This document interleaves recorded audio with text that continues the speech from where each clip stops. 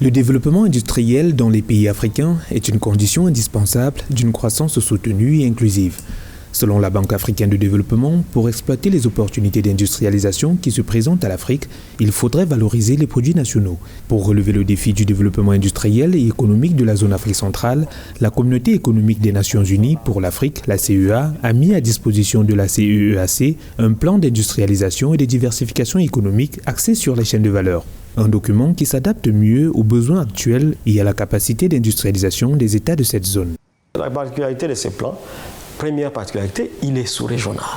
Il est sous-régional, c'est-à-dire qu'il mobilise les énergies au-delà des frontières nationales. La deuxième innovation, c'est le concept des zones économiques spéciales de nouvelle génération que nous mettons sur la table pour dire aux États il y a lieu, il y a moyen de pouvoir faire face à cette critique liée au mauvais climat des affaires qui nous colle à la peau depuis un certain temps et de pouvoir définir des périmètres géographiques bien délimités à travers lesquels les États vont créer des conditions propices pour attirer l'investissement direct étranger et nationaux.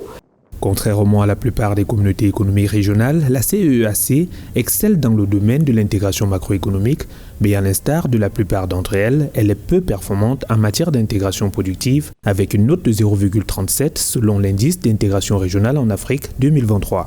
Malgré un fort potentiel économique, le déficit d'industrialisation de la CEEAC entrave les économies de la zone, contraintes à exporter la plupart des matières premières. Le plan d'industrialisation et de diversification économique que propose la CEA préconise, entre autres stratégies, la mise en œuvre de zones économiques spéciales de nouvelle génération qui ont le mérite d'être moins spécialisées dans les industries extractives, tout en assurant le développement de compétences pour, in fine, stimuler l'employabilité. Nous voulons créer des zones économiques spéciales qui s'ancrent dans notre environnement économique. Et ceux de la nouvelle génération, pour nous, elles ont la possibilité non seulement de se spécialiser. Nous avons répertorié 16 chaînes de valeur qui, chacune d'elles, a le potentiel de mobiliser 2-3 États, se mettre ensemble pour pouvoir tirer profit de cette opportunité en se spécialisant.